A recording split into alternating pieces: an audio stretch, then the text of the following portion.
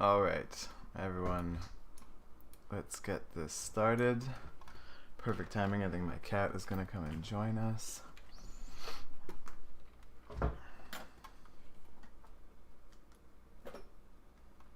Hi, Moshi. You have any questions for us? All right, so there is a small time delay for everyone who is live with us. When you ask a question, it takes a few seconds, not a full minute, but a little bit of time for us to get connected on your answer. So just make sure you post your questions in the chat if you haven't already emailed those questions to us. And for anyone who is missing this live, rewatching the recording, which will be posted, you can always send your questions to us at questions@p3permaculture.ca, and we'll be able to answer those at our next live Q&A. All right, so we're going to start with the questions that we have listed for us from the emails that we've received over the past 2 weeks. And we have a question from actually one of our students and clients of ours, Laurie, and she's asking, she's starting a new garden bed specifically in a field that has never been cultivated for vegetables, has nothing at the moment, just field grasses. And we chose this as our starting point for the live because we feel like a lot of people are going to be starting new gardens this year. A lot of people are going to be digging into the ground, or hopefully not digging if we get this question answered properly. And it's something that might be pertinent to a lot of you. So my answer to Laurie in this situation is, so her question first of all is, how should I prepare my soil? As you saw, there is nothing more than grass for the moment. Let me know what I should put right now so that I can plant in June. So what we're going to be looking at is, this is a bare field, and the goal is here to be putting in a vegetable garden. If you're having a small patch of your vegetable garden and it's not a very big installation, then you can go straight away with what's called a lasagna garden technique. I prefer this technique to any of the other ways of preparing a new garden bed, because when you do lasagna gardening, which for any of you who don't know exactly what that is, it's a layered technique of building soil that mimics what happens from the tree fall at the end of the year. So if you imagine in a temperate climate anyway, we get the deposition of all the fruits from the apple trees and so on, nut trees, apple trees, all these things. The fruit is decomposing, but also there's deer and other animals coming and eating those and depositing their waste, their fumier, their manure waste. So we have rotting apples and deer donations. That's your nitrogen layer. And then the fall comes and you get your leaf litter falling on top of that. So that becomes your carbon layer. So by alternating a nitrogen layer, carbon layer, nitrogen layer, carbon layer, we can actually build soil very naturally and in a very passive way that feeds the organisms in the soil, that attracts the worms, and that builds a really rich soil. And me personally, I've done this, and I had a backhoe that dug through half of the herb spiral that I did this in about 6 months later, not intentionally. It was, they're redoing the water lines. And we saw that all of this material that we had laid was perfect soil, and this was only 6 months later. So you can plant directly in the lasagna gardening technique, but if you're doing this in grass that already has some unwanted plants like dandelions or runner grasses that are getting in the way, then what you're going to want to do is make sure you start with a layer of cardboard over top of your mowed weeds. So you're going to cut your weeds down. This is probably the only time that I recommend mowing anything, unless you're in a country that has snakes or ticks. But you're going to mow down those weeds, chop them on the ground. That's a nitrogen layer. You can add raw kitchen scraps or raw manure if you have it here. Then you're going to overlap your cardboard, and you don't put cardboard, just butt it edge to edge, because your weeds will come through. Go overlap 6 to 8 inches, 10 to 15 centimeters. It's a real big overlap, so the weeds have trouble getting up and through. And this is not only going to smother out the existing plants that are there and help them to decompose, it actually, there's a potato-based starch glue in cardboard that for some reason the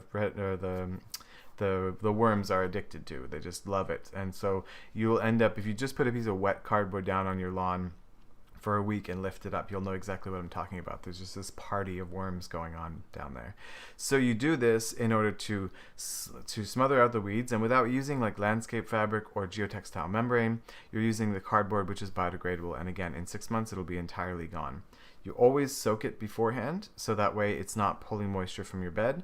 You always remove the tape and the staples. Now the staples are metal, they're technically biodegradable, but it's more so I don't bump into them or walk on them if I'm in the garden with sandals on, or if I'm digging bare hand in the soil. So you remove your stickers, remove your staples, and you only use cardboard that has black ink. Black ink is carbon based. All the other colored inks, if you're in Canada or Europe or the US, they are soy-based, but a lot of that is GMO soy.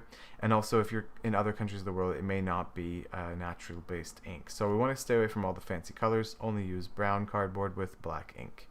And that's how I would tackle a new first garden bed that doesn't have, and the soil has not been tilled, the soil has not been dug already. It's just your best way to get started, because for any of you out there who have dug gardens before, double dig. Anyone do a double dig? You can do a thumbs up in the chat if you've ever done a double dig. This died out very quickly in the 60s, but the idea was to dig 2 spade depths down. Not really worth it in the long run. But what you can do is, instead of doing all this backbreaking labor of digging your garden, you can literally build these layers, and it really helps build the soil. It attracts the worms in, and the worms are going to till the soil 5 times more than you will ever till the soil with a rototiller, but they do it in a way that doesn't damage the structure. It builds structure. It doesn't damage the drainage. It builds more drainage and aeration. It brings bacteria and fertilizer into the soil, which every time we till, we're killing bacteria, we're losing soil whenever it rains, we're causing compaction, and so letting the organisms of the soil do the tillage for you is the best way to do it. All right, so we've got a bunch of people joining in now. So welcome to everyone. If you haven't sent your questions already to us at questions@p3permaculture.ca, please drop them in the chat. Sun is going to be our moderator, so she'll be able to let me know when I've missed questions that you have asked, or things like that. Also, I'm going to be asking you to drop me a thumbs up every once in a while when we're talking about things that you are in agreement or not in agreement with. It just helps me when doing a live like this. Otherwise, it's just me and my cat Moshi in the room. So please feel free to feedback and drop some questions. If we can't answer all of the questions in the chat, Sun will be gathering these questions, and we will be doing a recording of the answers that will be posted again on our YouTube channel on the Q&A playlist, as well as the recording of this actual live session. So that's the first question down for Laurie. And the second question is just an iteration of that, is how to transform your lawn into a vegetable garden. The only variation I would add to this is that if you're going into a bigger garden, when I do the lasagna, I dig all my pathways to be level, as a swale would be a level bottom of a trench. I backfill them with wood chips, and that soil that you dug out of your path, I'll add that to my lasagna layer. So I'll do a carbon, a nitrogen, a bit of soil, carbon, nitrogen, a bit of soil, carbon, nitrogen, and then I'll save some of the nice soil for the very top to plant in. And you really just move the mulch aside, put a patch of soil, put your seeds down, and watch them grow and survey for weeds in that little area. Or you dig a hole, put your soil in, put your seedling in, and then tuck the mulch back in. And you always end the lasagna garden with a carbon layer. As you would see in the forest, the layer that's on the surface is always carbon. All right, we now have a question from Tara. Tara is also one of our students, and she's saying, based on the on this very limited information, we are wondering how you could personally deal with this slope. And so there's actually an erosion image that she's sent us, and this is a very classic image of a rural road, a dirt road that has a ditch been carved, and then you see the edge of the forest, and you can see the roots of the trees, the erosion of the clay or the gravel or the sand or whatever's there. And it's really that the ditch has been cut kind of sharply into the edge of the road or the edge of the forest. So in this specific situation, what you want to do is you want to look at, are there specific species that we can plant that are going to be able to stabilize that bank, but that are not also going to fill up the ditch. Because if you fill the ditch, then it's going to be very problematic for you to actually manage the ditch and clean it out. And then when they redig it, they'll be removing those plants. So unfortunately, the first thing that we need to do is look at the angle of that soil. So if you look at the typical situation, it's a very, very steep angle. And what we're going to want to be doing is taking that angle and making it a angle that natural erosion will stop at. If you look at how a slope, if you've ever seen a hillside that starts to erode, it may be because it's really steep at first, but when it finally erodes, it erodes down to a specific angle that it stops eroding at. And that is natural angle of resting angle for that soil type. And that's the angle that we have to mimic when we're doing any kind of land forming. So those ditches need to be redug a bit wider, unfortunately, because there's trees up against the edge, or build a retaining wall that is out of stone or something like that. There is an option of doing something like a living retaining wall with specific plants. These, however, will take a longer time to establish, and this is the issue when you have active erosion. There is the problem of planting like willow, a shrub willow, or something like that we're going to weave into a living fence that will over time stabilize that bank and make a more vertical kind of retention wall. But in the interim, you're going to still have that erosion that's washing out. So it depends specifically on the soil types. If you're working with sand or we're working with clay, there's going to be some different options. But the best way to prevent those kind of erosions is to work with the natural slope of the land and to vegetate with the different species that are going to be exceptionally good for root stabilization. So there's some ground covers that are really good for this. There's some perennial grasses that are really good for this, clumping grasses, as well as your shrub willows, which are one of my favorite tools for any erosion management strategy in North America. If you are in the tropics, however, for any of you out there who are in the warmth at this moment, then you have the luxury of having vetiver grass, which is called engineer's grass, is another term for it. So we've got some growing in the kitchen, also known as perfume grass, and this has something like 12-meter long roots. So that's used in all these situations in the tropics. All right, so moving right along in our list here, I'm just going to keep marking them off so I don't answer double questions.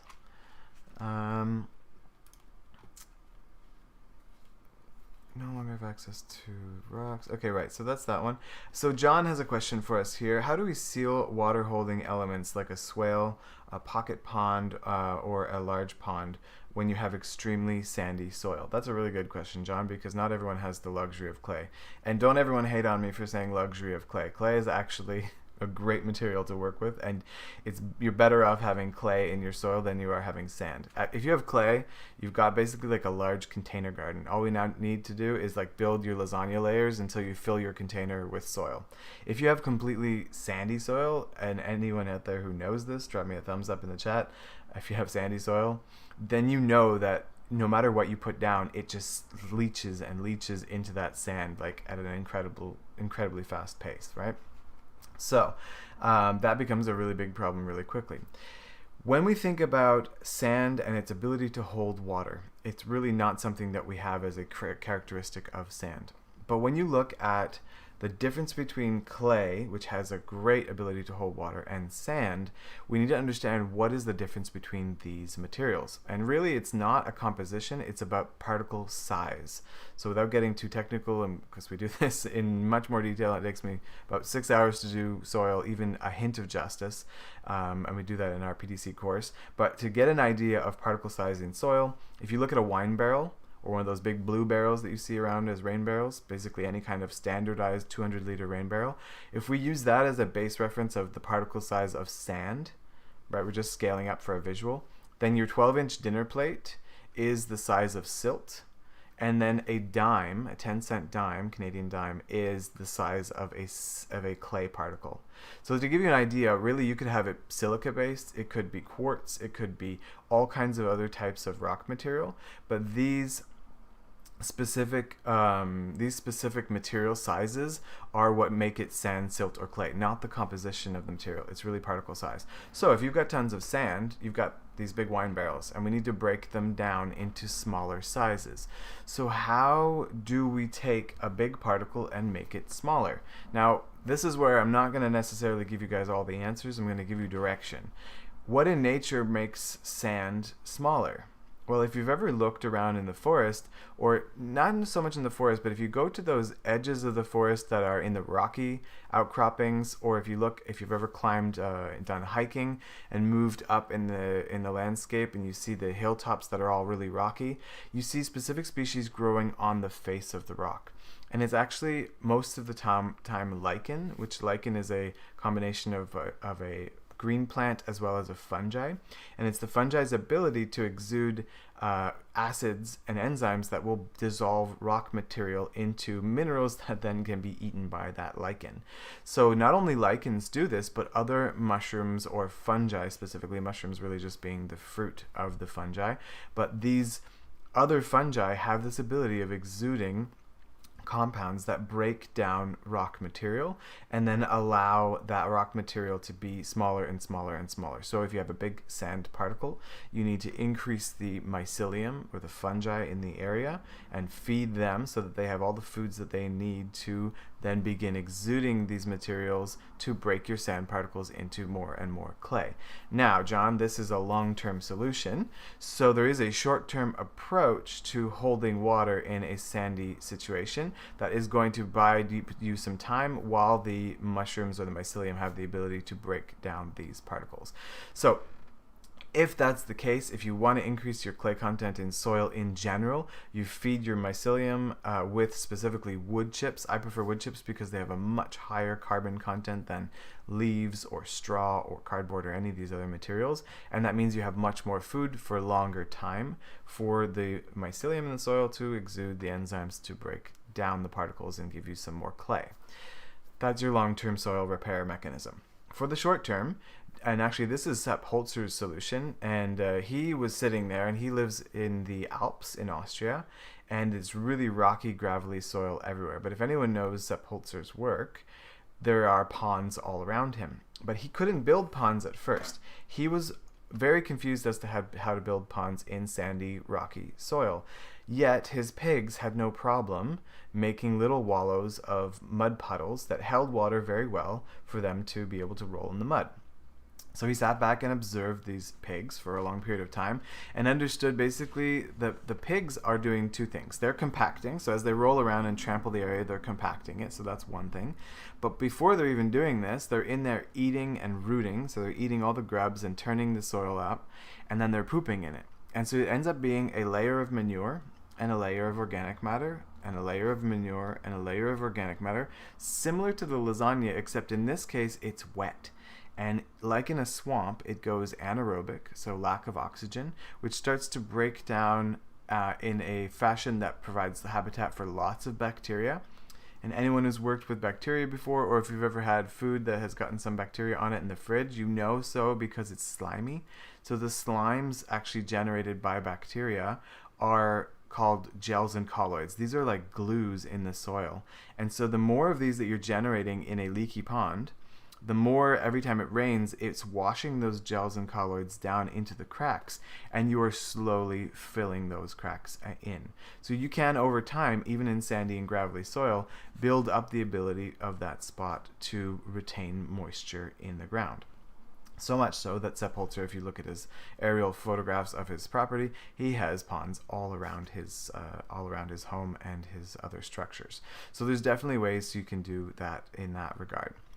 We specifically built a pond in Wakefield, Quebec, a 2 megaliter pond with a 1 kilometer swale, and the pond itself ended up having a leak, and there was one point in the wall where the material was just not compacted enough, and there was a very, very slow leak. In this case, you're working with clay, but your compaction has not been adequate to be able to be very, very impermeable. So in this case, it's a different type of solution. So what we're looking at in the solutions that we have here is a type of material that we can put in an existing pond that has water in it. Either one has water in it, or you can drain the water out to apply it. It'll just take a lot less material. And then something that will go into those cracks and expand and seal them. And so what we use in this case is called bentonite clay. Bentonite clay is a expansive clay that when it's wet will expand to 5 times the volume that it was occupying when it was dry. So this clay, you will lower the pond down past the leak point, if you know where the leak point is. You will put about a centimeter layer of bentonite clay over that leak point, rake it into the topsoil, wet it down, and then fill your pond back up. Right? So this is a way of sealing a leak on a large holding feature. To get to your last point of your question, John, of the swales, I don't actually... when I make swales, we use the bottom of the swale as a water catchment that we can use to put it in ponds or to put it out in a safe erosion management way. But oftentimes we're using it as a soakage feature to add to our soil. So if you have sandy soils, then you actually want it to be doing this and adding that moisture into the sand. If you have a heavy clay soil that's at risk of oversaturating, well, then we let the pond or the swale overflow. But I even go around when I have swales that are really clay soil, like a client we were working at yesterday, at the bottom of the swale, we'll actually use the broad fork and go in there and loosen up some air channels so that we have drainage channels so we have better infiltration of water into that. If you want a swale that is holding water at all times, that's actually not called a swale. That would be called a chinampa, which is a long, elongated pond structure that was developed by the Inca and the Maya. All right, so moving right along, we have, that was, I think, John, let me know if that didn't answer your question or if I tangented a little bit too much on that one. But that's how you would fix sandy soils, is with a gleeing technique. It's called gleeing, sorry, the pigs. And you don't have to have pigs, but you could put an electric, like a mobile electric fence around the area to protect them and to keep them in the area. And then they will do the work for you. You just put lots of food in there and they will eat and roll and poop all over it. Or you can do this without having any animals whatsoever, and you bring in duck manure and organic matter, and do multiple layers, and then do a fill of the pond, and then let it drain, fill and let it drain. It may take about a year or two, depending on how leaky your soil substrate is. And we have now Francois. All right, Francois has a question here. What is my opinion of burying cement as a fill? And is it any environmental issue? All right. So first off, let me just hold on one second.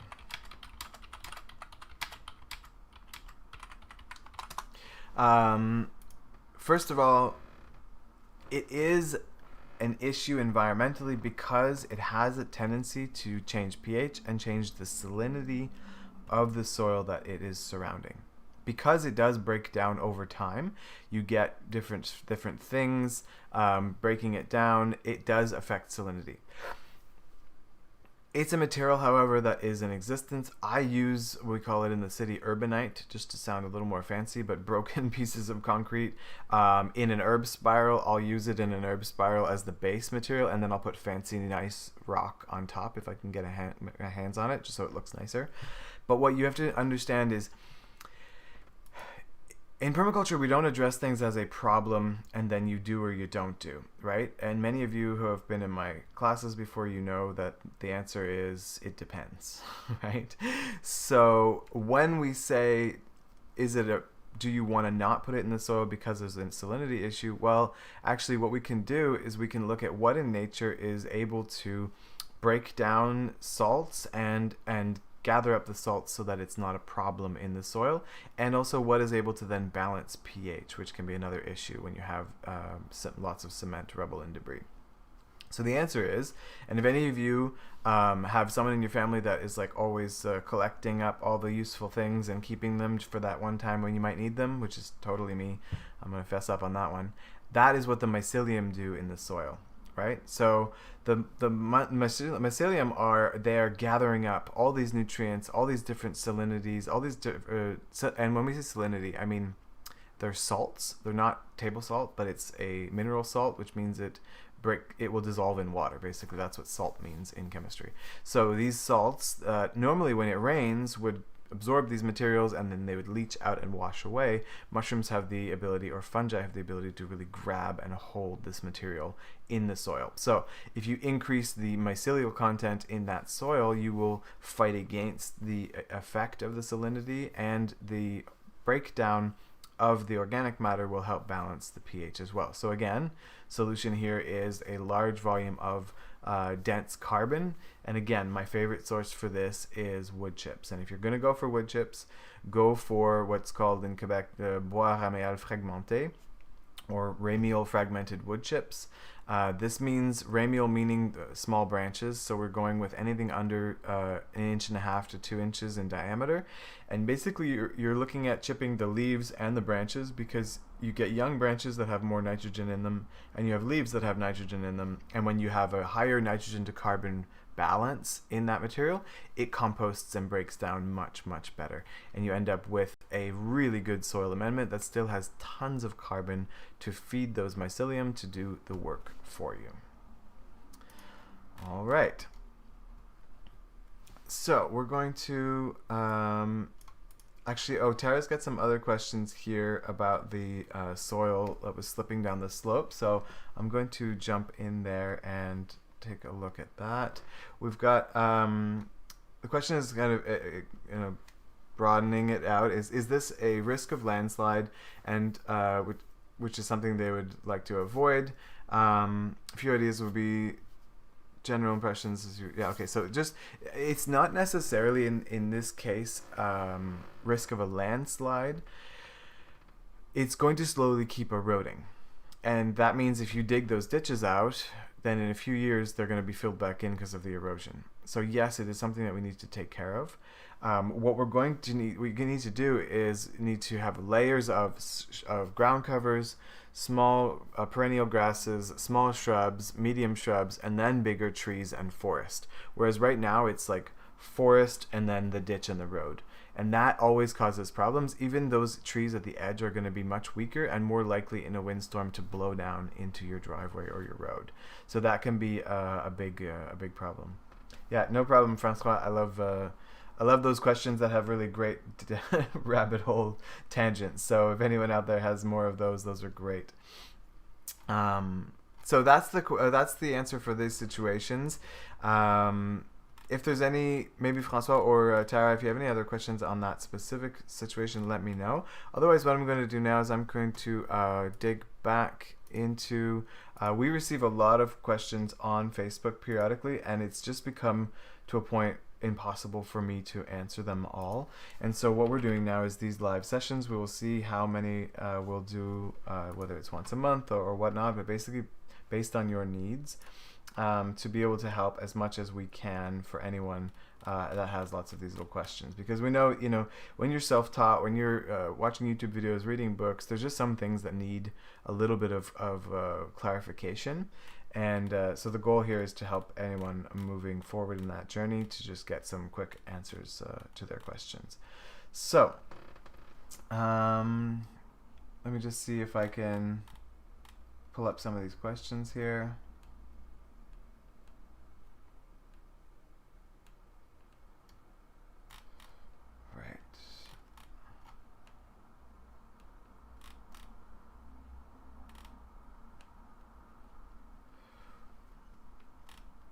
Okay, so this question is a big question, and it's actually a very technical question that has serious repercussions if it's not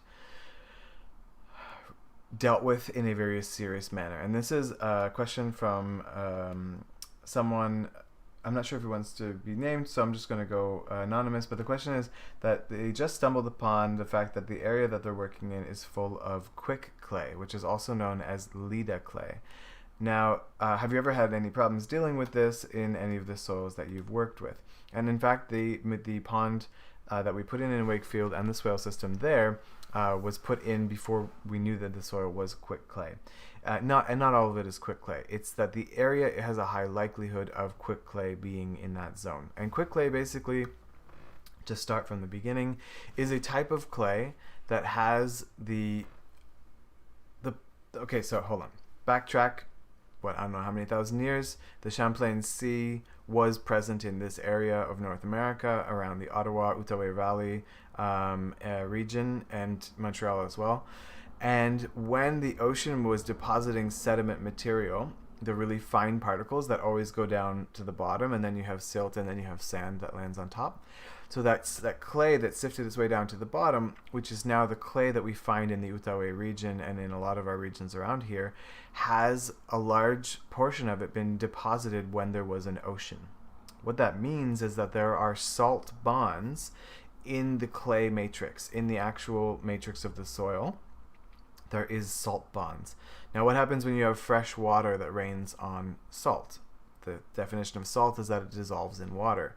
And so you end up with the bond that was once a solid clay being pulled out by that freshwater material. So this is what makes these clays very, very fragile and very risky to be able to slide. So when we're working with Lita clay, you actually need to not delve into it as a few questions here and there and try and take care of it on your own, because if you fail in the way that you're working with this type of clay, it can mean massive landslides that are going to actually risk people's lives or damage homes or so on and so forth. And so just to begin, the answer to this is that you need to get a specialist on site to consult your property to verify whether you have high risk quit clays, to look at the earthworks or the buildings that are possible, because if they are not possible and you do put them there, you are risking wasting huge amounts of money and putting people's lives at harm. And if you Google on YouTube some different videos of what quit clay can look like when it starts to slip, it's pretty devastating and terrifying what can happen. So this is one of those little questions that I'm not going to answer, and I'm going to say that it needs a very case-by-case analysis. But if you feel like you're in an area of the Outaouais region or the old Champlain Sea and you think you might have quit clay, then you need to come and find an expert and actually get some analyses done, because there are ways to stabilize quit clay. We need to replace those salt bonds with other materials, but it's not something that I can answer safely for any of you here in a live session. So to end on a big note, that is where we are going to call it for today. For any of you out there who are watching and didn't get your questions answered, or for anyone else out there who has questions that are watching this afterwards, you can always send your questions to us at questions@p3permaculture.ca, and we will be adding those questions to the top of the list to answer in our next live session. The recordings are available on our YouTube channel in the playlist section for the Q&A live sessions. And don't forget to check out our other videos, link in the description of this video to where you can find all that material. We also have other online courses on our website where you can get some more in-depth answers to these different questions. If you have any questions, send us a message, please, to that email address, and we will do our best to answer them in a timely fashion. And if not, then that's it for today, and I will see you guys in the next video. See you guys. That's so from YouTube. Sorry. I'll see you folks in the next video. How's that sound? Cheers.